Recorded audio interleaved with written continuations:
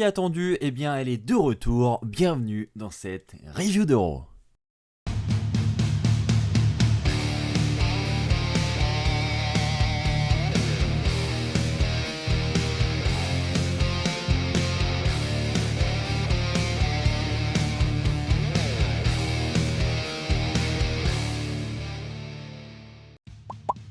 Bonjour à toutes et à tous, j'espère que vous allez tous très bien. On se retrouve pour la review du Raw du 3 février 2020.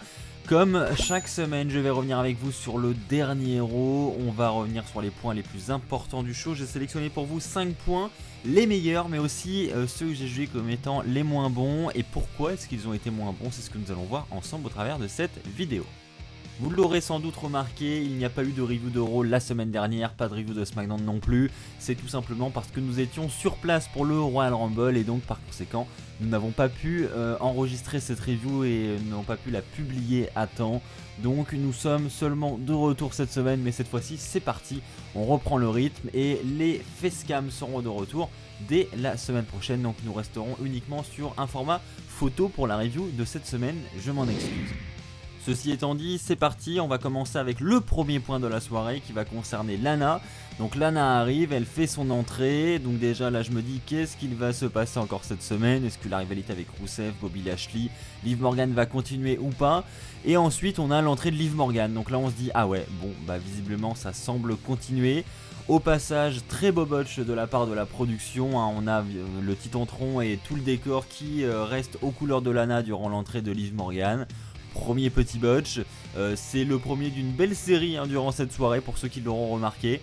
Ensuite on a donc un match 1 contre 1 entre Liv Morgan et Lana et là on se dit ah ouais, donc ils nous font un remake de la semaine dernière, donc visiblement c'est pas terminé.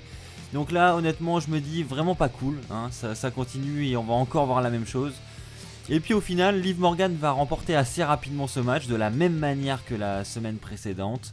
Et ensuite on a le retour surprise de Ruby Riott et c'est pourquoi je voulais en parler dans cette review de Raw, parce que voilà, c'est un retour surprise. Évidemment, enfin évidemment non, pas évidemment justement, mais la foule n'était absolument pas dedans et ça c'est clairement dommage. Je veux dire, il y a quelqu'un qui revient d'une longue blessure, elle est censée avoir une grosse ovation parce que c'est un retour surprise quoi, ce n'était absolument pas attendu. Mais non, la foule voilà, s'envoie un retour comme si de rien n'était et ça c'est clairement dommage. Ça impacte vraiment beaucoup le segment je trouve. Donc Ruby Riott monte sur le ring. Là évidemment Liv Morgan se tire au milieu du ring. On a Lana qui est KO dans le coin. On s'attend forcément à une trahison. Enfin je veux dire là c'est ultra prévisible. Et effectivement on y arrive. Trahison de Ruby Riott sur Liv Morgan. Donc elle l'attaque sauvagement avant de repartir pour le plus grand plaisir de Lana. Et donc là après on a encore une fois un problème de production où les lumières s'éteignent en direction du ring, comme si de rien n'était, alors que le segment n'est absolument pas terminé. Parce que pour ceux qui ont déjà assisté à des shows comme ça, vous le savez, quand les lumières comme ça commencent à s'éteindre, c'est qu'on va passer dans une pause publicitaire ou que c'est la fin d'un segment et généralement ils plongent la salle dans le noir comme ça. Or là il n'y avait pas de coupure pub, enfin voilà, il n'y avait aucune raison d'éteindre les lumières. Donc un autre petit bug de production. Voilà, ça se termine là-dessus. Lana qui attaque Liv Morgan et le segment se conclut là-dessus. Donc ça j'ai pas trouvé ça énorme. Le segment lui-même n'est pas énorme, mais je devais en parler pour le retour de Ruby Riott. Ça c'est le point positif. Maintenant, quelle sera la suite? Est-ce qu'on va avoir une alliance entre Lana et Ruby Riott? Est-ce qu'on va partir dans une rivalité 1 contre 1 entre Liv Morgan et Ruby Riott? Je ne sais pas. En tout cas j'espère que c'est la fin de cette histoire d'amour entre Lana, Bobby Lashley, etc. Après, Rusev n'était pas là cette semaine à Raw. Bobby Lashley lui était occupé dans le main event. Donc on n'avait pas trop de lien avec Lana, Liv Morgan. Donc est-ce que c'est la fin ou pas? Honnêtement, je doute quand même que ça se termine comme ça d'un coup. On n'a pas eu de segment de fin, j'ai envie de dire, enfin rien de marquant. Donc je pense que ça risque de continuer et que là ça s'est juste un petit peu essoufflé sur ce Raw. Mais que ça va reprendre de plus belle la semaine prochaine. Je voudrais maintenant parler de Charlotte Flair qui arrive sur le ring avec un micro et qui est là évidemment pour nous parler de sa victoire du Royal Rumble. Elle nous dit que suite à cette victoire, elle mérite un match de championnat à WrestleMania pour le titre de son choix. Donc elle va commencer à citer Becky Lynch, elle va dire est-ce que je vais affronter Becky Lynch pour le titre de Raw ou est-ce que je vais affronter Bayley pour le titre de SmackDown?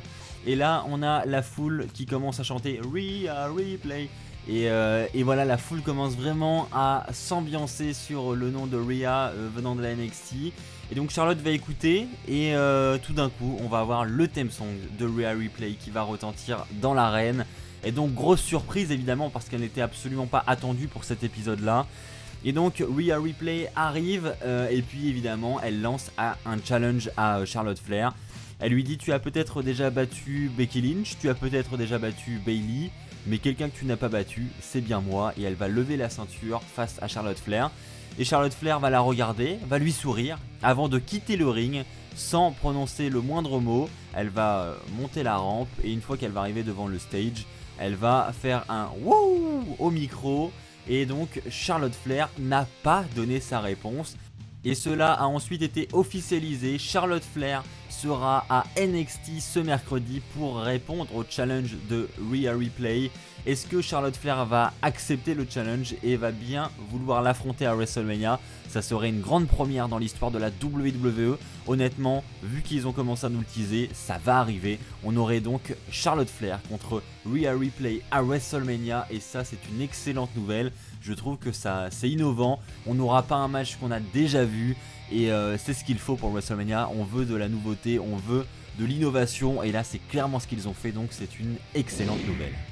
Maintenant parlons du main event de la soirée. C'est un match triple menace qui est organisé entre Seth Rollins, Bobby Lashley et Ricochet. Le vainqueur aura l'opportunité d'affronter Brock Lesnar à Super Showdown, le prochain show en Arabie Saoudite qui aura lieu fin février. Donc c'est quand même une belle opportunité. Et à la surprise générale, c'est Ricochet qui va remporter ce match. Dans un long et bon match, honnêtement, on aura de très bons spots, beaucoup de suspense dans ce match. Évidemment, on aura l'intervention de Buddy Murphy dans ce match. Évidemment, on aura l'intervention des Authors of Pain. Mais on aura, pour contrer tout ça, l'intervention des Viking Raiders, etc. Donc c'était un bon match avec évidemment des interventions. Mais ça fallait s'y attendre hein, à partir du moment où il y avait Rollins dans ce match. On s'y attendait. Mais c'était vraiment divertissant. J'ai passé un bon moment. Donc là-dessus... pas grand chose à dire et puis en plus victoire de Ricochet, donc ça c'est une grande surprise. Donc Ricochet affrontera Brock Lesnar à Super Showdown, donc il a une belle mise en avant là, d'un seul coup il est propulsé vers le main event. Mais évidemment un Super Showdown sera un pay-per-view de transition, donc il n'y a vraiment aucune chance que Ricochet remporte le titre de la WWE à Super Showdown. Mais au moins il a cette opportunité, au moins il va être sous le spotlight pendant quelques minutes, peut-être malheureusement quelques secondes, je ne sais pas ce qu'ils vont nous programmer pour Super Showdown. Il y a des chances pour que ce soit un squash, on verra bien. Quoi qu'il en soit, juste après le match, on a Brock Lesnar qui est arrivé lui aussi à la surprise générale pour attaquer Ricochet, pour lui mettre un F5. Et pour lui annoncer un petit peu la couleur de ce qui va se passer à Super Showdown. Donc on a un avant-goût hein, avec Lesnar qui ensuite va lever son titre au ciel pour dire hein, voilà, c'est bien moi le champion de la WWE, c'est bien moi que tu vas affronter à Super Showdown. Donc on a franchement un beau teasing hein, quand même pour Super Showdown. Ricochet contre Brock Lesnar, c'est quelque chose que nous n'avons jamais vu. Ricochet va avoir sa première opportunité en 1 contre 1 pour le titre de la WWE. Et ça c'est quand même plutôt pas mal, même si ça reste, encore une fois je le répète, un pay-per-view de transition. Parlons maintenant de choses négatives, passons au flop de la soirée.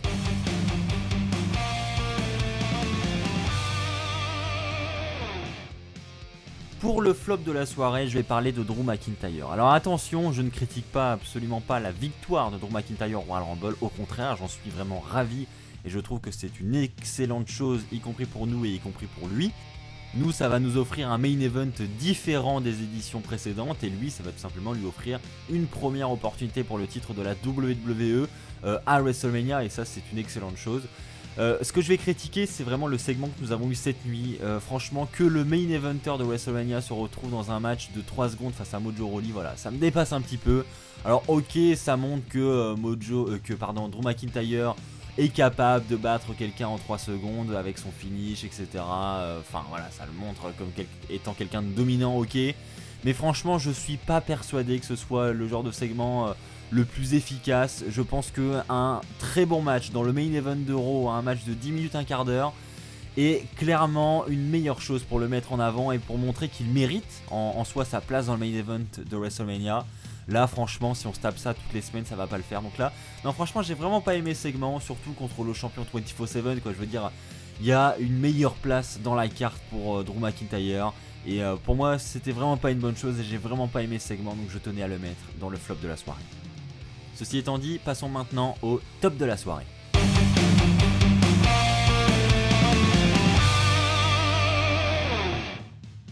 Pour le top de la soirée, je veux bien évidemment parler de la rivalité entre Edge et Randy Orton. Une rivalité incroyable.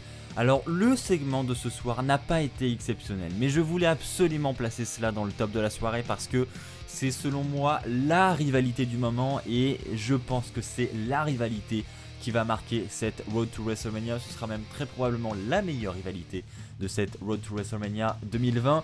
Donc je voulais vraiment en parler.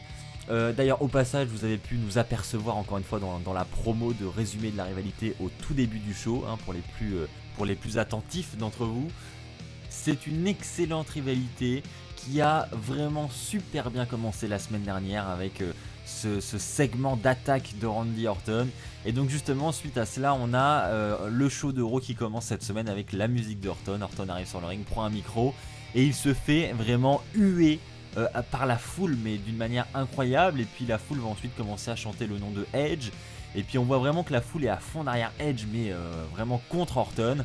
Et Orton va faire celui qui n'arrive pas à parler, va faire celui qui, voilà, où les mots n'arrivent pas à sortir de sa bouche. Et il va finir par lâcher le micro et par dire je peux pas le faire. Et il s'en va et on voit Orton repartir en coulisses comme ça. Donc voilà, ça amène des questions, ça amène de l'inquiétude pour Edge. Enfin c'est une rivalité vraiment, le storytelling est vraiment parfait. On nous raconte vraiment une merveilleuse histoire. Et à chaque fois, j'ai envie de vous dire, on a hâte d'être à la semaine suivante pour voir ce qui va se passer justement dans cette rivalité. Et c'est ce qui prouve que c'est parfaitement bien écrit, parfaitement bien raconté par les superstars. Donc ça nous promet une belle Road to WrestleMania du côté de cette rivalité. La seule crainte que j'ai, c'est ma plus grosse peur honnêtement, c'est qu'ils nous casent ce match pour Super Showdown et non pas pour WrestleMania. Parce que Super Showdown c'est à la fin du mois, ce qui voudrait dire qu'ils vont bâcler la rivalité pour mettre ce match à Super Showdown. Alors que s'ils les attendent WrestleMania qui est quand même début avril, ils ont le temps de nous raconter une histoire incroyable d'ici là. Et voilà, du coup je croise les doigts pour que ça ait lieu à WrestleMania, je pense que nous devons tous le faire. Donc vraiment je prie pour ça. Voilà, c'est ainsi que s'achève cette review de Raw, j'espère qu'elle vous aura plu. Si c'est le cas, comme d'habitude, je vous invite à vous abonner pour ne pas rater les prochaines vidéos qui sortiront sur la chaîne. Je vous invite également à activer la petite cloche et à lâcher un pouce bleu. On se retrouve dès demain pour une vidéo news, j'ai beaucoup de choses à vous annoncer encore dans ce futur épisode. Donc n'hésitez pas à vous abonner pour être sûr de ne pas rater cet épisode de news. Vous êtes désormais plus de 64 000 sur la chaîne YouTube, donc un grand merci à vous tous pour votre fidélité. Je vous aime fort, allez bye tout le monde.